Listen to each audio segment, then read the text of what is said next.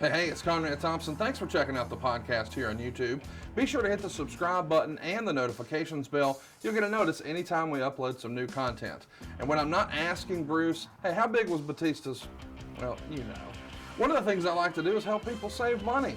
And if you're watching this video right now and you're in a 30-year loan, man, you're overpaying your single biggest bill and you may not even realize it. I want you to do a little experiment for me. Take your calculator out, multiply your monthly house payment by 360 payments. That's how many payments there are on a 30-year loan. That big scary number, that's your total of payments. You're looking at that number? You know you can do better. Keep more of your own money right now and go to savewithconrad.com.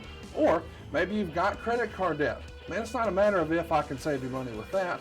Your average interest rate on a credit card is more than 20%. And by the way, all the interest you pay on those credit cards, it's not tax deductible. Whereas the mortgage interest, well, that is tax deductible. So if you owe this debt, it's up to you how to pay it back. Doesn't it make sense to get the cheapest rate possible and the greatest tax deduction possible? Find out how much money you can save right now for free at savewithconrad.com. You don't need perfect credit. Even scores in the 500s can be approved, and it's no cost out of pocket. But maybe best of all, we're licensed in more than 40 states. We can help more families than ever before. But how much can we save you? Find out right now for free with a quick quote from savewithconrad.com. Hey, it's Conrad Thompson, and you're listening to Arn. And of course, we couldn't do it without the master of ceremonies, AA, the enforcer, the founder of the Four Horsemen. Ladies and gentlemen, it's Arn Anderson. Arn, how are you, man? So glad to be here. Every week gets better. Things are good. How about yourself? Man, I'm pumped to be here. Last week, we did a little hashtag Ask Arn Anything. We also managed to populate the very cool 25th anniversary of you beating Hulk Hogan on Nitro over on adfreeshows.com. Coming up next week, another hashtag Ask Arn Anything, and then we're going to keep 1996 rolling. On March 9th, we're going to cover Uncensored 96. If you had to describe that Doomsday Cage, that 4-cage structure where it was Hogan and Savage against every heel in WCW, how would you describe that match, Arn? Well, it was the small cage and they got bigger on the way down, right? Yes. That's what we're talking about. Well, I am a guy that does not like heights, and I'm not trying to make a joke. I remember being a teenager and like the gutters on my grandmother's house would get full of leaves, and I'd have to climb up there and clean those out. And once I got up there, I don't know if you've ever done that, but it ain't the easiest thing lining yourself up with that ladder to get back down. Right. And I'm scared of heights. And that cat, whatever you call it, Dungeon of Doom, is that what it was? I think it was a Doomsday Cage. Doomsday Cage. Climbing up that ladder had to be, God almighty, 100 feet. There wasn't any safety harnesses. No, if you fall, you're dead. That's it. I mean, I look back at that and I knew at the time, I went, hey, once again, like War Games, I have been volunteered to start this thing. I don't know why. This was Sullivan's deal more so than mine, but I started climbing and I went, you know what? If for any reason that floor down below is slick and this thing slides, I'm dead. Right. Not making a joke. I would have been dead. And it was just, you know, you would never do that today. You would take a lot more precautions, but it was just the way the business was. And once I got up there, it didn't get any better. So, you know, because you got in a fight in that little cage and you would throw the trap door open and now you'd have to hang and drop, and, you know, potential for blowing a knee out was there. Talking about real danger, there was real danger until you got back out of that bottom cage. And that's for real. Well, speaking of dangerous cages, we're going to be talking about one today, the 2011 Elimination Chamber. Can't believe it. It's been 10 years since this happened. February 20th, 2011, Oracle Arena in Oakland, California. 11,500 fans were in attendance that night, which sounds like a pretty good crowd, but the arena holds 20,000 for basketball. So business is down, and the show was promoted locally as the first time there had been a wrestling pay-per-view show from the building, which is the case. And that's pretty amazing when you consider the major arenas in the country since 66 at least at one point or another, have had some major shows. But when WCW ran the Bay Area, they ran the Cow Palace. WWE ran the Cow Palace as well, even San Jose. Why do you think, for whatever reason, Oakland was not a stronghold? I'm not sure if it was issues. It had to be some issues with the building because, the setting was great in that building. It was easy to get to, easy to get in and out of. You still had a large population if you counted there in San Francisco in just a small area. And if for the rabid fans over in San Jose, wasn't that far to get to Oakland. So not sure why that ever happened unless it was a hang up with the building somehow. Well, let's talk a little bit about Elimination Chamber. The name is, I don't know, a sensitive spot when it first debuts as a concept for a match. And I understand that, but it's also a controversial decision to have a match in this, I don't know, apparatus. How would you describe this giant torture device that someone in the office drew up and now the boys are expected to take bumps on? Well, the fact is, for 9/10 of its existence, that cage was built not to be talent friendly. I got up in it, walked around, and there was very few padded spots. Yeah. And a lot of it was chain link. And I know that it was designed to look dangerous, but when it really becomes dangerous, who are we working here? Who we ribbing? And there was not very many soft spots. And the way it was designed, there wasn't a whole lot of things that you could do in there that were going to be, because you were trapped. And you were going to be trapped in there. There wasn't a lot of excess room on the roof of the cage where you could go up top and stand up and do a lot of stuff. And without a soft place to land anywhere, or at least a safe place to land, and your choices got really, really small. This is probably the most dreaded cage match. I mean, I know that, the Hell in a Cell probably has more of a pedigree and a soft spot in fans' hearts, but amongst the boys, because of all that you just laid out, this has got to be the one that they look forward to the least, right? They did not like it. They did not enjoy it. Of course, it was a main event that had, world title ramifications. So if you were a top guy, you wanted to be in it, even though, it was dangerous. And I'm talking about, guys, I heard them talking. They weren't kidding, I expect to get hurt tonight in that cage. And just because of the construction. And, but still, it was a main event on the show. It's a main event payoff. It puts you positioned in a scenario where you could try to be creative and come up with something different. A lot of challenges, but a lot of positives as far as the guy that walked out of there as the winner.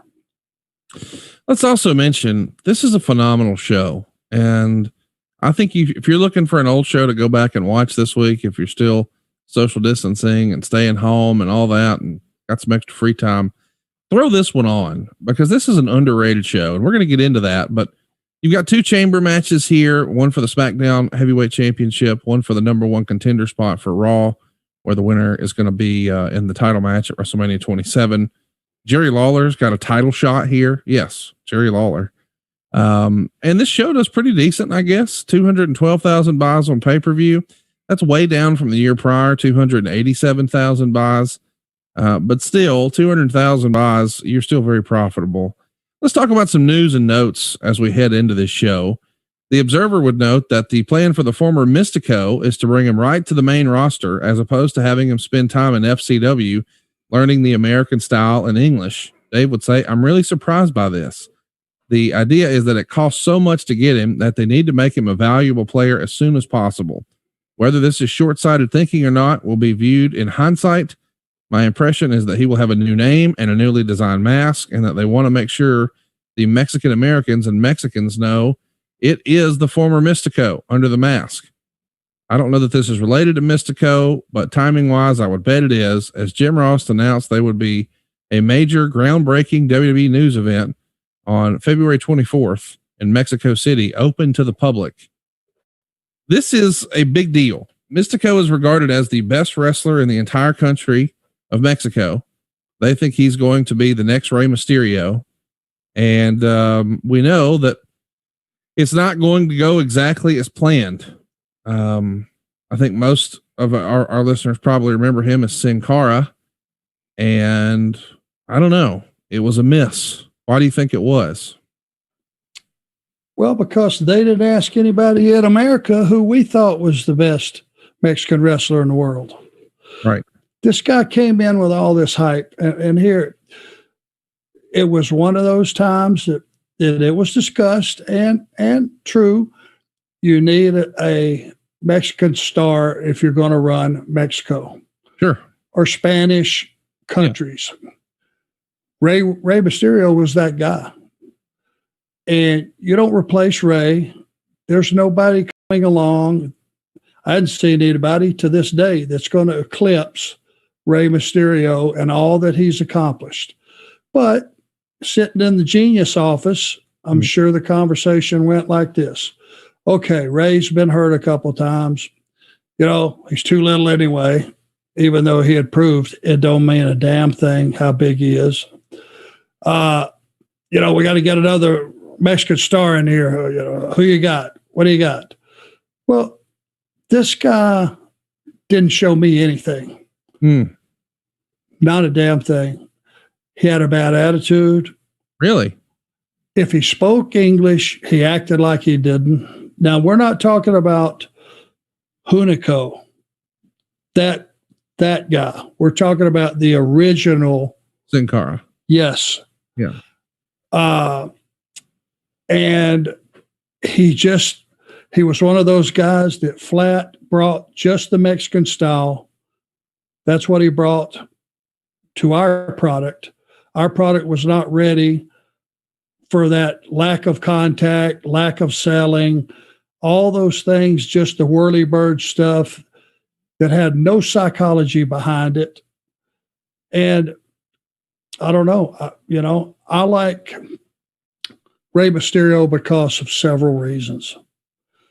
He is small, but he figured out a way to work his matches where he used every bit of his body to knock you down or chip away at you and get you in a position that he could do a springboard or whatever it was and knock you down. So at the end of the day, he spent most of the match selling. He had one flurry that made sense that was able to get him almost to winning or winning, but in a way that made sense. None of that reasoning was in this guy's tool belt. You know, he thought he would just bounce guys around twice his size, very little selling, just pop up out of nowhere. Everything I'd been taught about this business and everything that the audience loves, the storytelling, the selling, the underdog, all that stuff was lost on him. But it came from the top. We had to have a star. So those of us that had these feelings and relayed these feelings just got heat.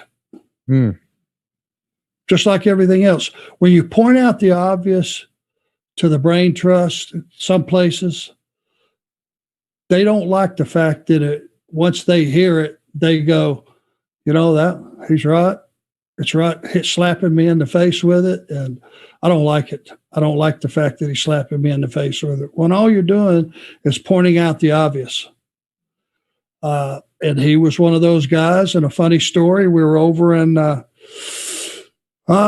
South Africa, last day of a tour. And this guy had heat with everybody. His selling was terrible. Everything was terrible. It was an afternoon show, the last day of the tour. I think we're in Cape Town. And for lunch that day, catering, before we left to come to the building, I saw some beef in a bowl and scooped it up, had a pretty good portion. Was hungry, so I was eating fast, and all of a sudden I went, it's got a wang to it. I called the guy over. I go, sir, is this beef cooked all the way? He said, that's not beef. That's ostrich. Oh, You had ostrich before? I have not.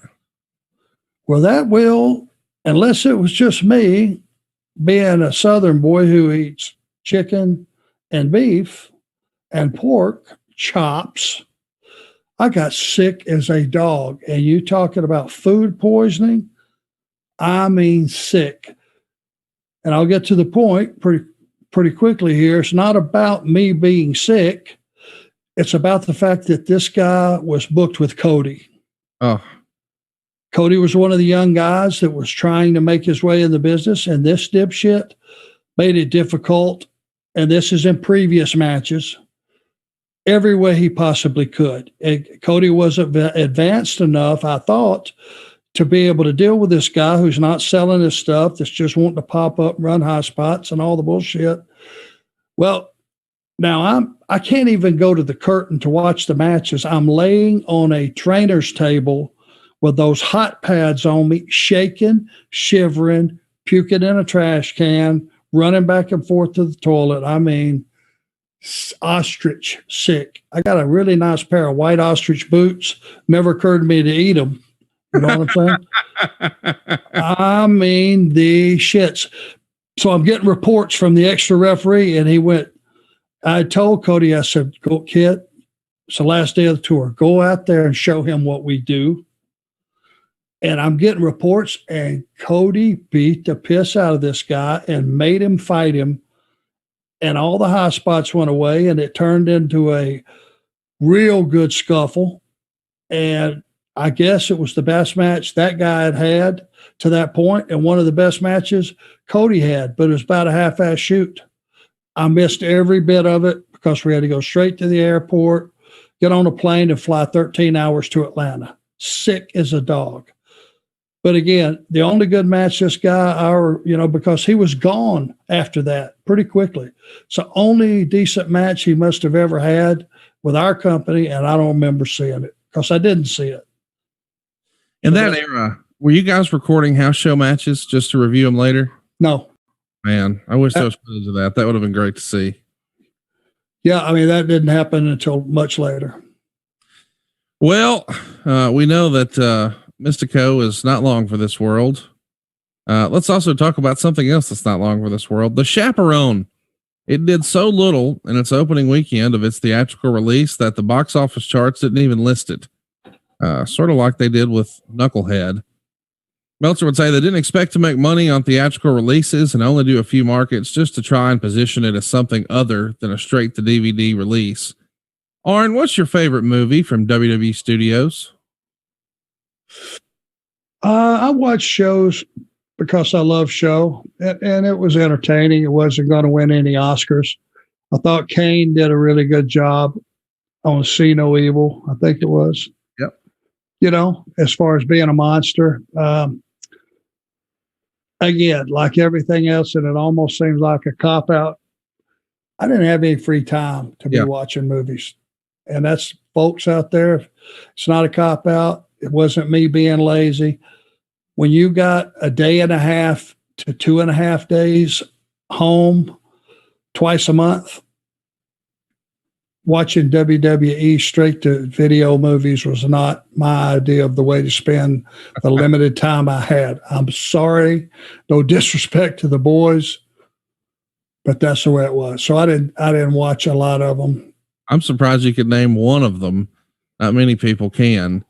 Not many people can be named as pot smokers in this era either. Meltzer would say right now the locker room level of smoking pot is probably the lowest in the history of the company. It's a $2,500 fine. Plus, if you test positive, it's kind of implied that you're going to start losing matches. The testing has gotten much stricter with certain guys. They actually send testers to their homes, and at other times they'll get phone calls at random times when they are home and are told you have 1 hour to get to his testing facility. A lot of people are using a marijuana substitute that beats the test. Obviously, this has changed because the laws have changed. I never understood why WWE was cracking down on this anyway. What say you? The only thing I can think of is because it was still illegal. Yeah. And if the guys get pulled over on a trip after, one of the shows, and Ralph Van Dam. a lot of bad press, right? Yep. Yep. And if you would have had, Rob was, not that he wasn't a big star, but that got enough bad press. And in those days, it was still illegal. There was still a stigma that went with it. It was, let's just face it, if it's illegal, it doesn't matter what we think about it. That's right. The fact is, if you get caught and you're a high profile, if that car would have got pulled over with 4 big stars in it, it would have been international news. Go back to the Sheik and Duggan when they got pulled over. Major news. I mean, you thought that Russia had bombed the Pentagon. Right.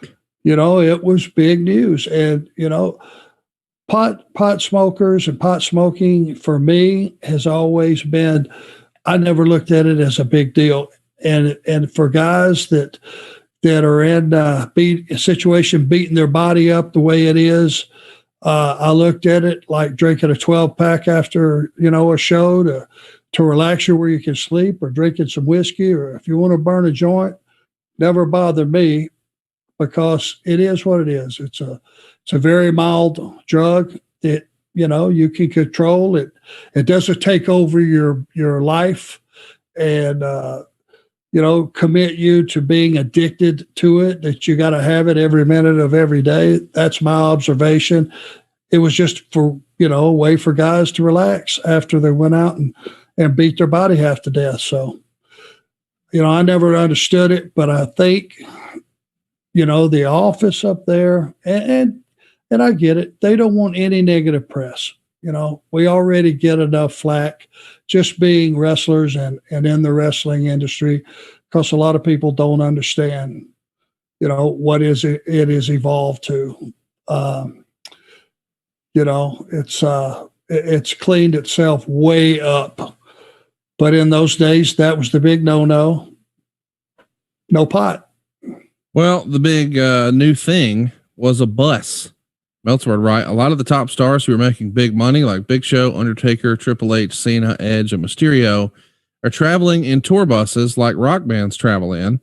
It's all tax deductible as a business expense. For TV, Cena travels with Michael Cole, as the two are best friends. So I remember buses becoming a thing, but I guess this is the era where buses became a thing.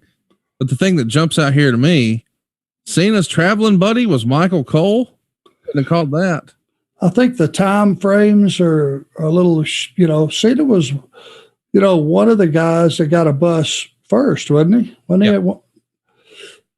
And, I'm sure he made some trips when he first got on the road and with different guys. I know that he used to travel with Funaki, for God's sakes, which would have been entertaining. But as far as when he rode with Michael Cole, I'm not sure. But to me, when you're making the kind of money, if you're making $1.5 million, $2 million, probably for some of these guys, that bus is the only way to go. What a big difference from walking out the door and getting 4 guys in a Taurus and going 350 miles, or walking out, getting on your bus, having Outback sitting there, steaming hot, waiting on you, few cold beers, and have a guy drive you right. And most of them would go right to the gym they were going to train at the next day. So they pulled in that parking lot and parked somewhere off to the side.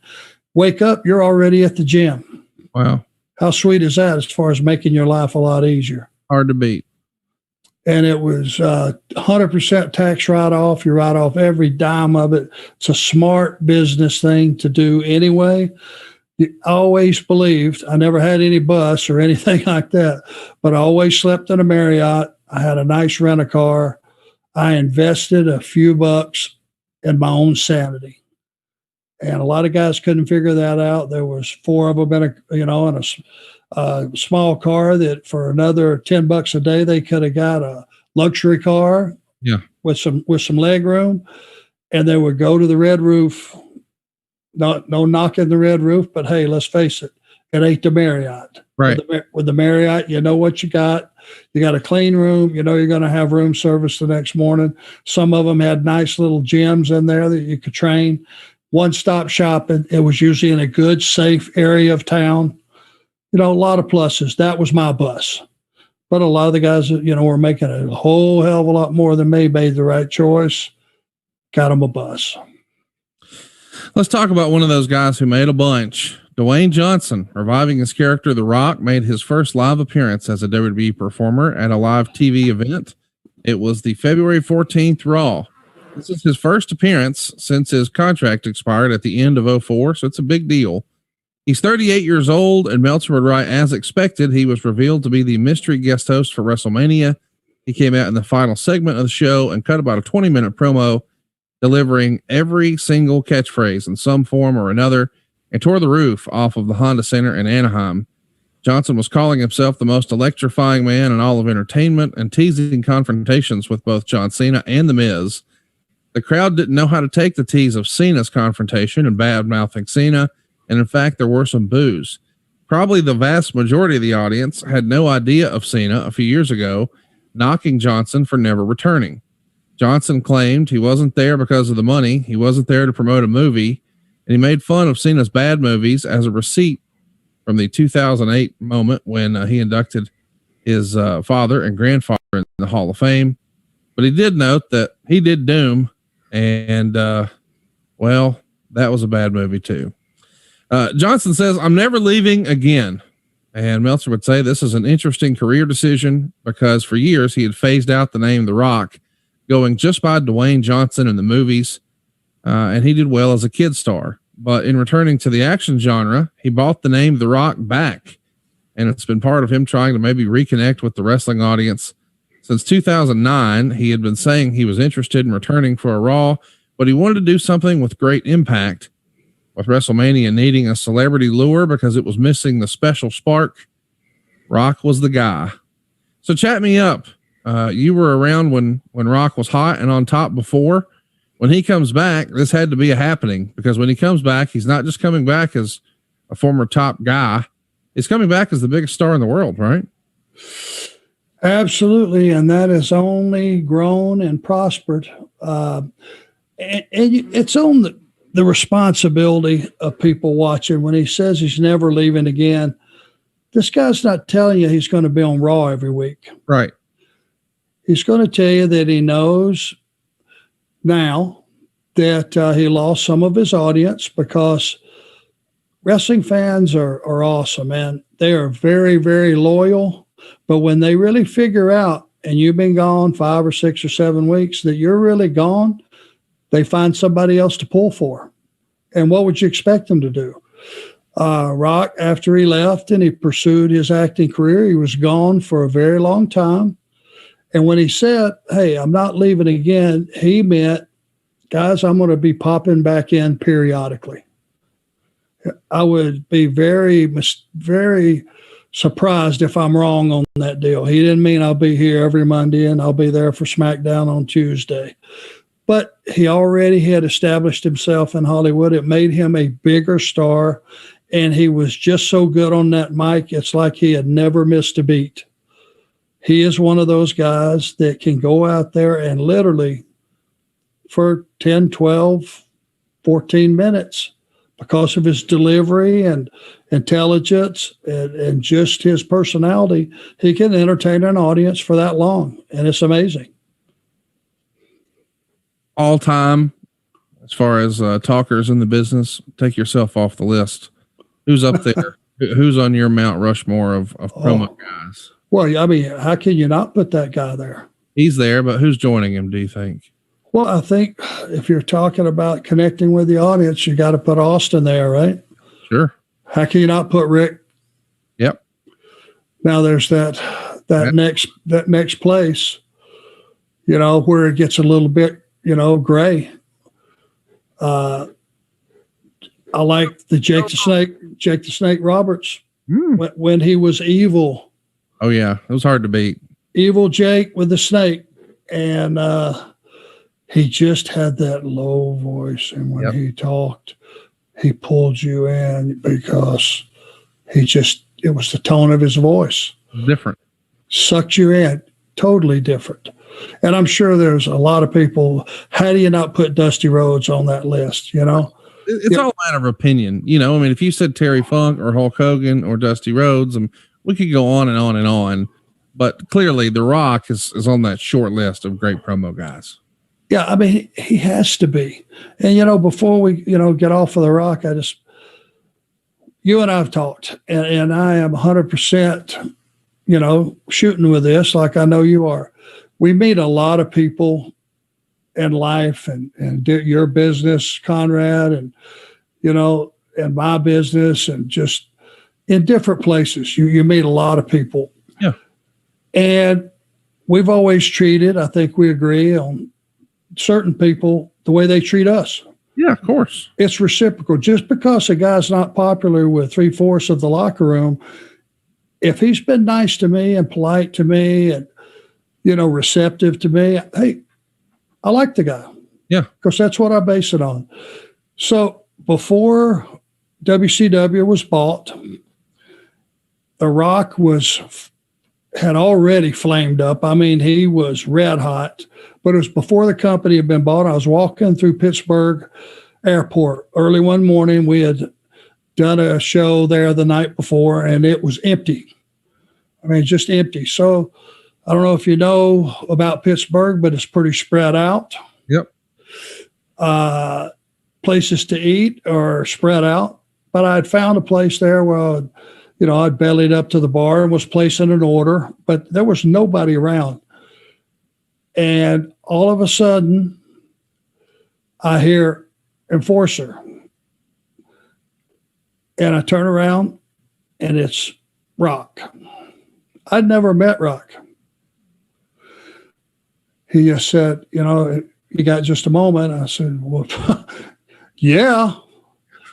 He goes, I just want to thank you for everything you've contributed to the business. You know, all your hard work and dedication and all the things and what you mean to the industry. And, you know, just a plethora of nice things. Shook my hand, gave me a hug, and turned. He had 2 guys with him that were off a little bit at a distance. The 3 of those guys took off. Now, I'd never met this guy. How he recognized me with my back turned. You know, a lot of guys got bald spots. Couldn't have been that.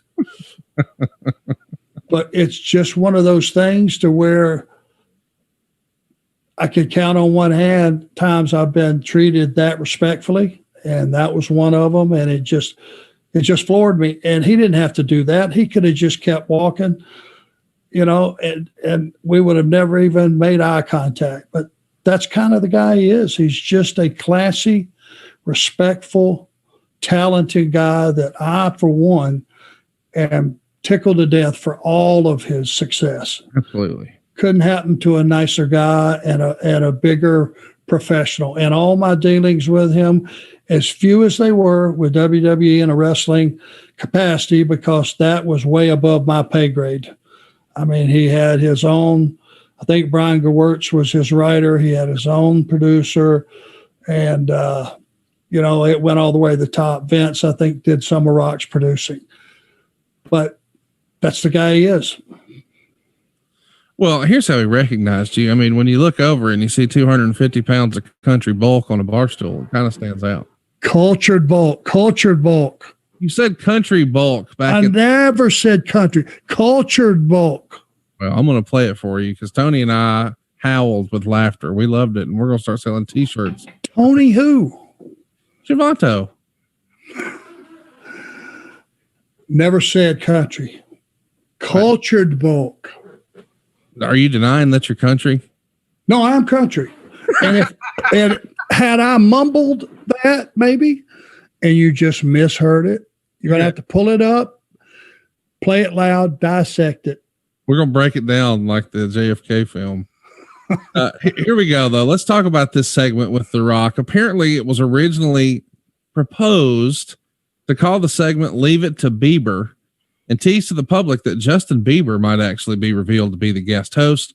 and then they were going to swerve them and reveal that it was The Rock. Meltzer smartly says that would have been a terrible idea. The reaction would have been horrific. Do you remember there ever being serious discussion about doing something with Bieber? Because Bieber was over like a rover back then. To who? Who was he over with? Kids, girls. Not our audience. Well, but you guys were marketing Cena to kids. Maybe you could have got the little girls to watch too. Wouldn't have been a bad idea. Maybe. Are you actually putting Cena and Justin Bieber in the same box? Okay, maybe not exactly. Let's move on. Let's talk about Atlanta, because we're headed towards the big WrestleMania in Atlanta. And Meltzer would say at this point, ticket sales have already topped 50,000. So there's no concern about the Georgia Dome being full or not. But he is saying that doing less than 500,000 buys, which he thinks could be a possibility, would be the lowest number for a WrestleMania since 1997. Were you thinking in this era, hey man, business is headed down? Or did you feel like, hey, we're doing pretty well? Well, WrestleMania, paid a lot of bills. Oh yeah. And when you heard about it selling out the live show in a couple weeks, and plus the seats that have been released and all those things that they do as you get closer to showtime, that pays a lot of bills. But yes, I was very aware that we were in a little bit of a crossroads where we needed to, we had lost Austin, we had lost Rock, we had lost some of those stars, didn't have Taker, on a regular basis, I don't think, during that time. But, we were in a transition of trying to build some new stars and get some new guys over. And when that happens, when you're in that interim period where you don't have that hot baby face or two that just, they come out and they just take over the show, then you're going to see a drop, because baby faces are the ones that sell T-shirts, and heels, in the old days used to be the ones that sold tickets. But when you quit being able to get legitimate heat, then the burden also falls on the baby faces to draw the money. Well, let's get to the event itself. I put it over earlier saying this is a great show to go back and watch. And here's why. The readers of the Wrestling Observer gave it 97.3% thumbs up, only 0.5% thumbs down, only 2.2% thumbs in the middle. People love this show. You watched it back for the first time in 10 years. What'd you think? Thumbs up, thumbs down, thumbs down? Yeah, I think so. Would you agree? I like the show. I think it's well done. I don't, how I am about two of one, we've got two of the same match. That's a little too much, but they did okay with it. Yeah, I mean, they're very creative. They tried to switch up the spots and things that they can do, but, there's a lot of things that still you saw in the second match that you saw in the first match, crashing into the glass and all that stuff. And each time you do that, it is less effective. It's like dives during a show. Yeah. First one, spectacular. Second one, semi-spectacular. Third one, ho-hum. I like the SmackDown Chamber match, the early one, rather than the late one, better. You agree with that? You know why? Because they had a fresh crack out of it. You hadn't seen anything. Okay, you're not wrong. Meltzer would write, the Elimination Chamber on 220 was the final pay-per-view before Mania. It was one of the company's best pay-per-view shows of the past 5 years, as noted by the overwhelming thumbs up. Like with the Rumble, our volume of responses was way up from last year, which would indicate a good sign when it comes to pay-per-view numbers. The results from the show were predictable, as they pretty much had to be without doing harm to your cause. Let's get into the cards. Opening the show, we've got, who is it here? It's Alberto Del Rio defeating Kofi Kingston in a non-title match. 10 minutes, 28 seconds. Meltzer would say the announcers were instructed not to talk about the title.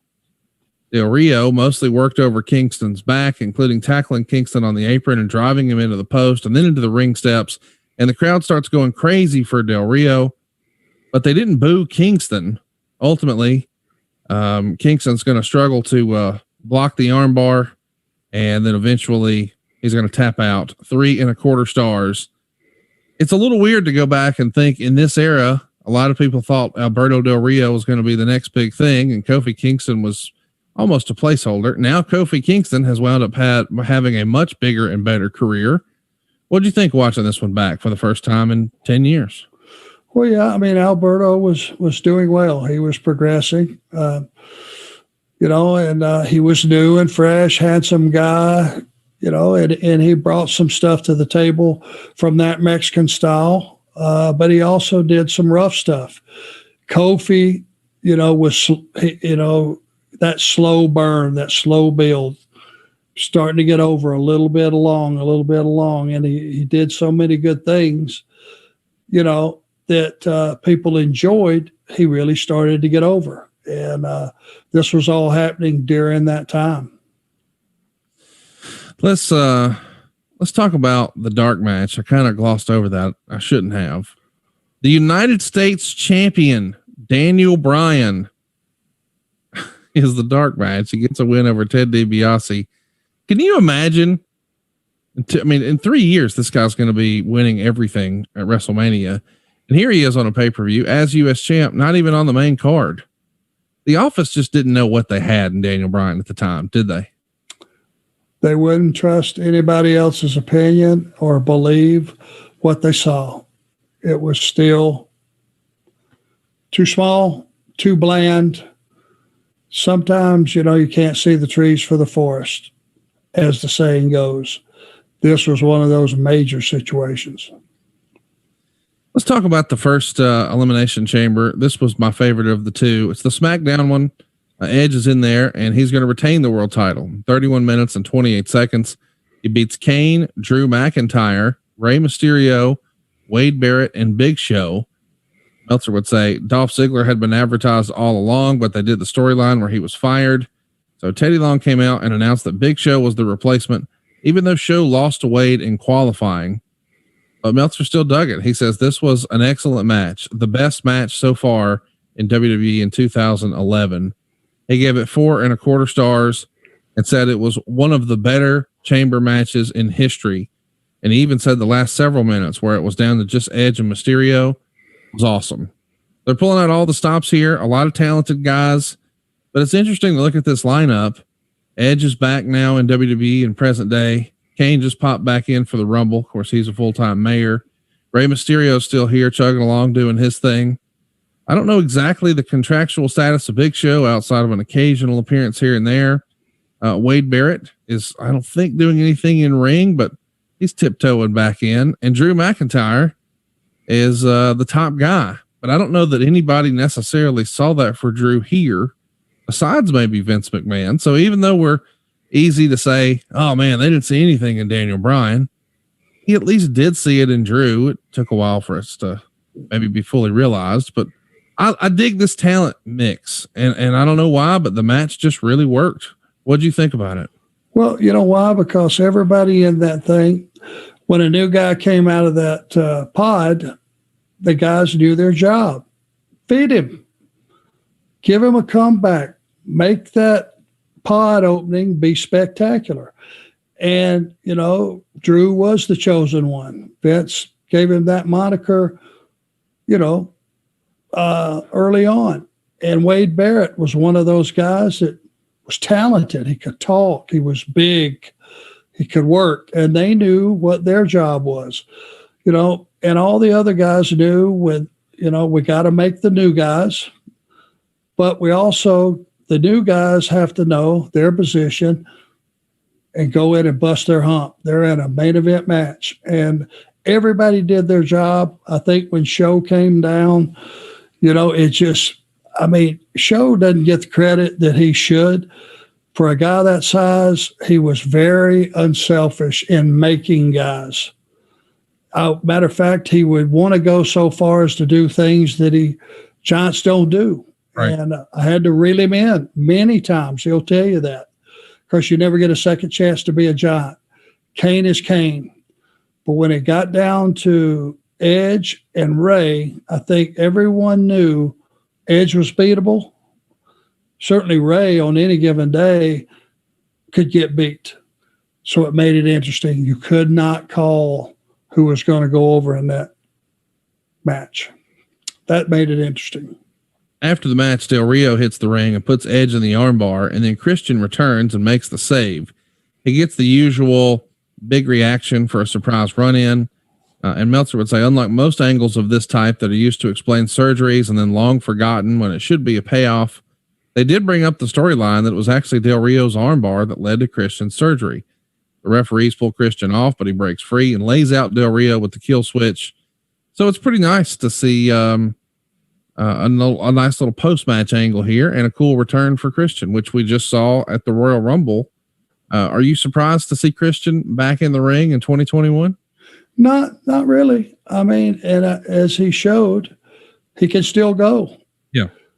You know, you look at age, and it's relative. And in this industry, if you've been off for a while, very few people could have pulled off what Christian did. To me, he looked just like he always looked. And he came down and he was effective and he did some good stuff. And if he's healthy enough, he can contribute. But I would say there's not a lot of guys that could take the amount of time that he did off at the age he is and come back and do what he did. So, you know, we shouldn't take it with a grain of thought. We should look at it and go, that was pretty spectacular. Well, let's talk about the promo we get from Jerry Lawler. Everybody loves an old school Lawler promo, but that's not what we're going to get here with Matt Stryker. Lawler is very low key and different than almost any interview you've ever heard him in with WWE. And they talk about how this should have been a big week in his life, challenging for the title and getting a ticket to Mania. And he notes that he never won the title and he'd never even wrestled at WrestleMania. But this week was different. His mother passed away. And Matt Stryker, who plays a heel on commentary, said he's pulling for Lawler here. This is a nice, you know, listen, I know sometimes we don't like when they involve real life stuff, but I think if you're a sports fan, you think back to that incredible performance that Brett Favre had after his father passed away, and it becomes like another reason to root for the guy, right? Hell yes. Boy, what an analogy. Yeah. That puts it in perspective because it was real. Yeah. And, you know, there's some people that lose their mom in all different walks of life that never get over it. Mm-hmm. Some fall apart for a day or a week or whatever the grieving process is, just so they can pull their life together.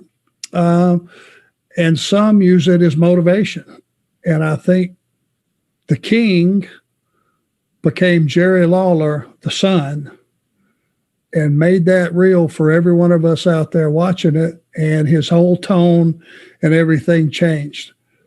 And to be honest with you, when he said, I've never wrestled for the title. And what was the other thing? WrestleMania? Yeah, he'd never been at WrestleMania. Who wouldn't have been shocked? Would you have dreamed that? No. I'm thinking, come on, that can't be there, because Jerry Lawler was a big star in this business for a very, very long time as a wrestler. He's God in Memphis. Yeah, still is. To this day. And he's been on, WWE TV as a commentator and been entertaining for, holy smokes, how long? And I mean, he's just like, he's become a part of your life if you're a WWE fan. And to find out that guy has never had a shot at Mania or for the title, first thing I'm thinking, plus, his mom just died. Holy smokes. This guy deserves something. Yeah. And when you found out, that he was going to get a crack at the title, that something became something huge. Something that wasn't huge was the next segment. Booker T comes to the ring and talks about coaching Tough Enough. Then he introduces Trish as one of the new coaches, and she's going to go out and does her best Rock impression and says, finally, the Trish has come back to Oakland, and the crowd groaned. She clearly wasn't comfortable with the line, but delivered it anyway. The segment was bombing, and then Booker tried to save it. He's pushing the premiere of the show. I'm okay with this on Raw, but on a pay-per-view, dude, this is just weird, isn't it? Forced. Yeah, forced is the right word. Next up, we've got Heath Slater and Justin Gabriel getting a win over Santino, Morella, and Vladimir Kozlov to win the tag titles in 5 minutes and 7 seconds. Kozlov would tag in, go to power slam Gabriel, but Gabriel is tagged by Slater before being slammed. And then Slater clips Kozlov from behind and uses a reverse DDT on him.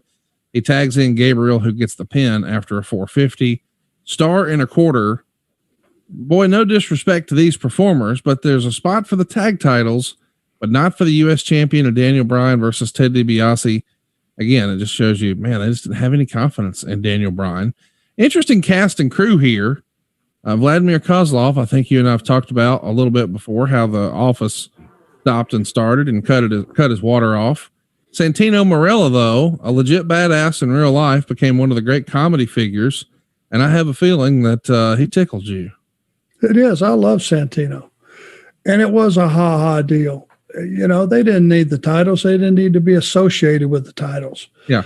And to be honest with you, remember plug in your memory banks. In those days, tag teams were not looked at as being a necessity. Right.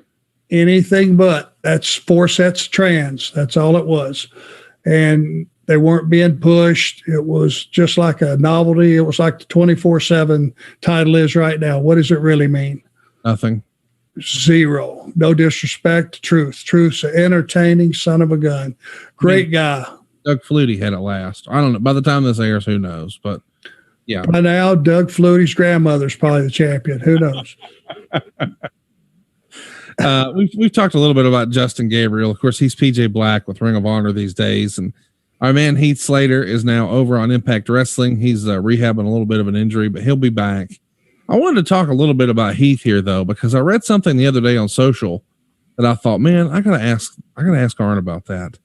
I think it was Dolph Ziggler who referred to Heath Slater as being the most beloved person who was ever in a WWE locker room, as far as the way his comrades, his coworkers felt about him. What was it about Heath Slater that all the boys in the back loved? Because he is a redneck from West Virginia, much in the vein of Jamie Noble, who's just a good, honest guy. And it's not lost on Heath that he is able to live his dream, that he's actually in the wrestling business and he wants to contribute. With him, it's not having a title and making the most money. He just wants to get out there and perform. And one of the things, just to tell you how Heath is, when Heath came up with that, I've got kids. Yeah. And it flamed up. Yeah. We as a company should have jumped on it and pushed it because he is a guy that has kids and his wife and his children. That's his life. Right. Wrestling is his job, and he's an honest guy. Heath Slater is the kind of guy that at 4 a.m, if you broke down 200 miles from where he was at 4 a.m, and you called him and said, Heath, I'm broke down. Can you come get me? He would crawl out of the bed, get in his car, and come get you. And that's one of those signs that somebody will do that for you. Man, that's a straight up, honest blessing to the business. And that's the guy that they love. I would put Brody Lee up there with him as far as being beloved in the industry. And it's like Slater never said a bad thing about anybody, to my knowledge. And he's just one of those rare deals. It's like Jerry Lynn, who works for AEW. He's the nicest guy you'll ever meet. Agree. You spend 10 minutes around Jerry Lynn. If you had the flu or you were sick or you broke your knee yesterday, hell, you feel good after that conversation because he's such an honest guy. I'll give you an example. The other day I said, who you pulling for in the Super Bowl, Jerry? And he went, what is the Super Bowl? well, this about 3 days away. Well, I don't even know who's in the Super Bowl. I said, Jerry, come on, man, that's un-American. He says, well, my wife will have some stuff for me to do when I get home. I may not get to watch it anyway. And he wasn't hanging about it. That's just who he is. That's funny. Awesome guy. Same thing with Slater. Let's talk about Vicky Guerrero, another beloved figure. She comes out to nuclear heat. She's admitting that Ziggler had attacked Long, and she said Ziggler was confused and only trying to show Vicky how much he loved her. She called it a crime of passion and asked Teddy Long to hire him back, saying he was sorry. And she told Teddy Long comes out and says, I'm in a rehiring mood. So he rehires Kelly, who runs to the ring and chases Vicky around, and eventually she catches her and starts to bounce her head around. And that's when Lay Cool comes out. This segment is just sort of there for me, but I guess we needed some let me up. We needed some filler, but why right after the tag match? I don't understand the pacing of this show just yet. Nor did the people that wrote it down. If you're going to have just a quick title switch that nobody cares about, you know what I mean? It would be regarded as downtime because there was probably no story behind the tag match stuff, and just running random people down. It was just to get folks on TV, attractive ladies, you know who they are. They've got some airtime on the show. But when you pay, how much is it for a pay-per-view event? I think it was probably $35-$40 here. You want to see all the stories and all the angles and all the top guys in a contest. And to back these two, no disrespect to anybody, but it's time for something big. Right. Just as a fan looking at it, you have to layer that show that you slip in cameos by different talent. You got to layer that and lay it out where the show continues to build. You don't want a big pothole at that point in the show. Let's remind everybody, Miz won the WWE title in November of 2010, and Jerry Lawler was pretty critical of Miz winning this way by using his Money in the Bank briefcase and cashing in once Randy Orton was injured. He would also have a losing effort against Miz in a TLC match after fellow commentator Michael Cole stopped Lawler from climbing the ladder. And then on the January 31st episode of Raw, the GM, the anonymous GM, announced a Raw Rumble match to determine the WWE Championship contender for Elimination Chamber.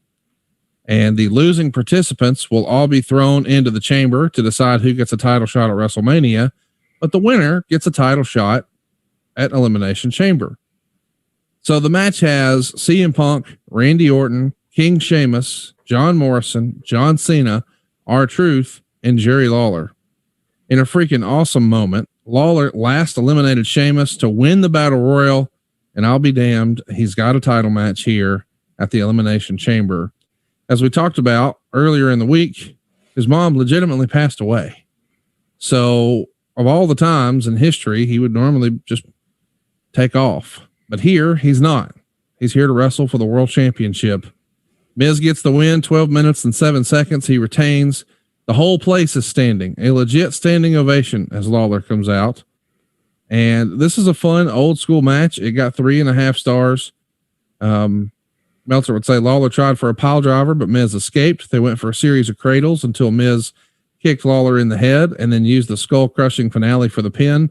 It was a very good match as the crowd was into Lawler's quest to win the title far more than anyone chasing it in recent memory. Because of that story, every move in the match meant something. Cole then celebrated like crazy, saying that Lawler had just showed he was an embarrassment to the company. The crowd gave Lawler another standing ovation when it was over. Of course, the reason Michael Cole is doing this is Lawler is going to get his big WrestleMania moment. He's going to have a match with Michael Cole. That's real. But the match got 3.5 stars. And I got to tell you, I love this. It almost reminded me of several years prior when Edge wrestled Flair in a ladder match for the title. or a few years prior to that, where Hunter wrestled Hunter wrestled Rick for the title in the main event in Greenville, South Carolina. Even if they knew in their heart, Rick's not going to be world champ. He's, damn near 60.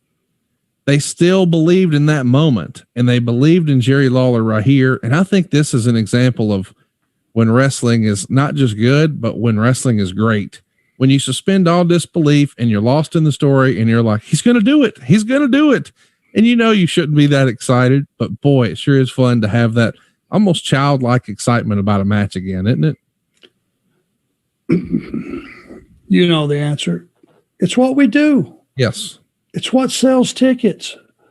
What makes you run to the TV set when you forgot it's 2 minutes to 8 on Monday and went, Jesus Christ, I got to cut on TV, got to cut on the show.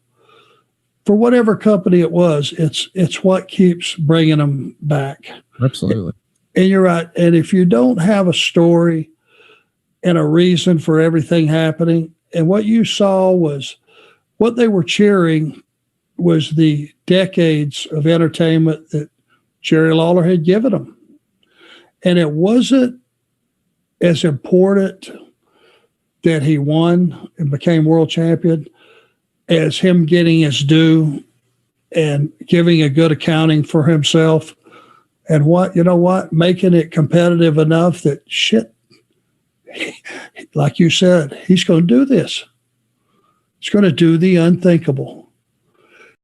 And I'll just go you one further, just because the kind of champion Miz was at the time. Nobody believed Miz was the toughest guy in the locker room. He wasn't going to, thump Brock Lesnar. He wasn't going to, come in and shove his weight around. He's a guy that was an old-fashioned chicken shit heel that got his heat through his promos, and it would not have hurt him one bit for 1 week to drop that title. And can you imagine all the, social media, if that was around at the time or whatever it was available, just the communication of people picking up the phone, calling each other. Jerry Lawler's a world champion. You could have pulled that off for a week. And guess what? If you got to the next week and those reactions were just like they were the week before, shit, do it again. Give him a challenger. Let him defend the title. Who are you going to hurt? Such a great story. It's good TV that you didn't have 2 weeks ago. Yeah. Listen to the fans. They will tell you the right thing to do and what they want. Let's get to our main event. John Cena is going to win the Raw Elimination Chamber match over Randy Orton, R-Truth, John Morrison, King Sheamus, and CM Punk. It takes 33 minutes and 10 seconds, and Meltzer would note on his first night back as a referee, Scott James, a.k.a. Scott Armstrong, got the main event. I didn't like this one as good, but it was still a fine match. It got 4 stars, but you're probably right. I probably liked the other one just because it was first. What'd you think? This one was different to me, and I can't really put my finger on why. Maybe it is, as you said, just too much of the good stuff, but they're breaking the glass and going through, all that crazy stuff. It's all here. You watched it back. What's your take on this main event? Well, everybody busted their ass, but once you've crashed through the glass a time or two, and nobody's bleeding, nobody gets stretchered out as a result of it. It's a lot of the same stuff. And again, in that time period, right last few years that I was there, they had made that Elimination Chamber a little more padded. It was a little more talent friendly. It allowed for some bigger bumps. At this particular time, though, it was still a very dangerous thing. And the eliminations, I think, were all done well, very creative, some high impact stuff. And I don't know that the winner was something that you could have predicted because you had some players in there. You know, CM Punk would have been a favorite, I would think, wouldn't he? I mean, you would think coming into this, it certainly felt like it to me. Meltzer would write, Punk then monkey flipped Cena through the glass. That was the 5th time. And given it was set up for the finish, probably should have been only the only time, or at worst, the 2nd time on the night. Punk then tried the same thing to Morrison, but Morrison held on to the pod and didn't go through and came back with a knee. Morrison missed Starship Pain on Punk and was selling the knee that had broken the glass earlier. Punk then pinned Morrison at 32.50 with the GTS, and Cena immediately got Punk in the attitude adjustment, threw him over the top rope onto the grating, and pinned him on the outside of the ring at 33.10. So Punk is the last man in there to be eliminated. And, you know, this to me in hindsight feels like, well, duh, they're going to push John Cena. But I think a lot of fans probably thought this is Punk's year. Punk's going to do it. And it didn't happen. I agree. I don't think it would have been a shock if he would have went over. He was getting over, but still, you know, Cena was their guy, and you want to end the night on an, feel good moment. I think if you've spent all that money, you've drug your family out there, and you guys have been there for hours, you probably want to have a feel good moment. And Cena was the guy, and he was the feel good moment. 2 questions, then we'll wrap this one up. One, have you produced an Elimination Chamber match before? Did you do one of these or any ever? I don't think so. You know, just car crashes and stuff, which I've said before, are not my forte. Michael Hayes deal here. Yeah. So let's talk about Punk. We know that the big pipe bomb promo is going to come 4 months after this, in June. But in real life, he was frustrated with the way things were going. Did you have any idea that Punk was frustrated or upset? Was he becoming increasingly difficult to do business with, or did that all kind of catch you by surprise when you saw the pipe bomb promo and the direction they were heading on camera? Well, I knew that was him expressing his real views. Yeah. It's too strong to not be. Right. And that's one of those things that I think that the brain trust said, let him go say what he wants. I don't know if they expected it to go that far, but I mean, they're still talking about it today. So, but did you know he was unhappy here? I did.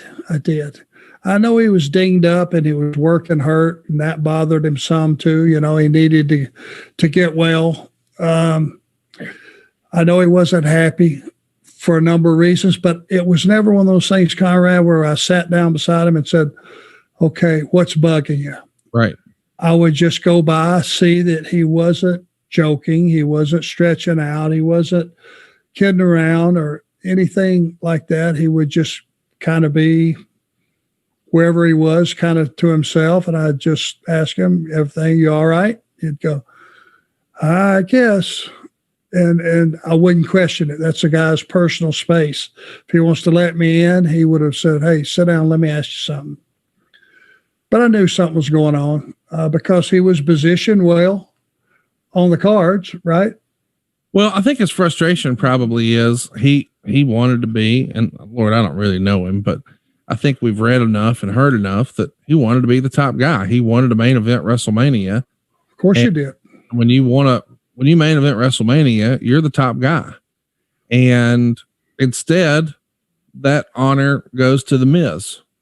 And so the main event of WrestleMania that year was Miz versus John Cena. And I think Punk probably didn't have the same amount of respect for Miz that an outsider might, because Punk came up through the independents and Miz was a WWE wrestler, whether that's fair or right or whatever.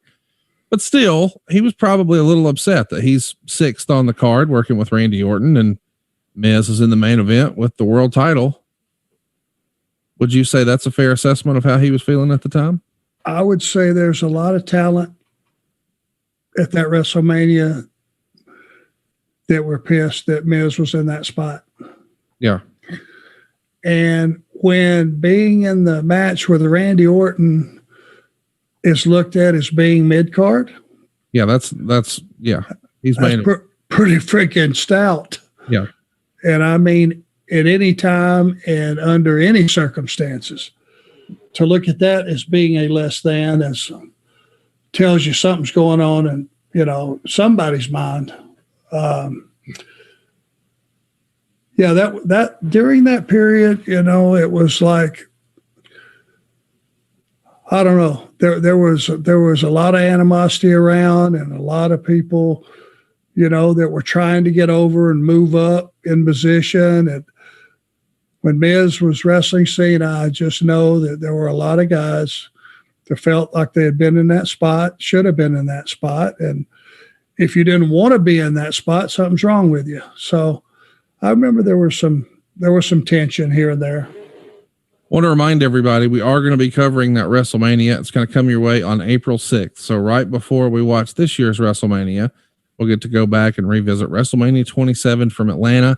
But that's going to do it for us today. Don't forget, you can get all these shows early and ad-free over at adfreeshows.com. Coming up next week, it's another hashtag Ask Arn Anything. And if you've got a question and want to participate, well, it's easy to do so. Just go find us on Twitter at The Arn Show. I am Hey, it's Conrad, and we are out of time. We'll see you next week right here on Arn. Hey, it's Conrad Thompson. Thanks for checking out the podcast here on YouTube. Be sure to hit the subscribe button and the notifications bell so you get a notice anytime we upload some new content. And go save yourself some money right now. If you're in a 30-year loan or you have credit card debt, it's not a matter of if I can save you money. It's a matter of how much. Find out right now for free at SaveWithConrad.com.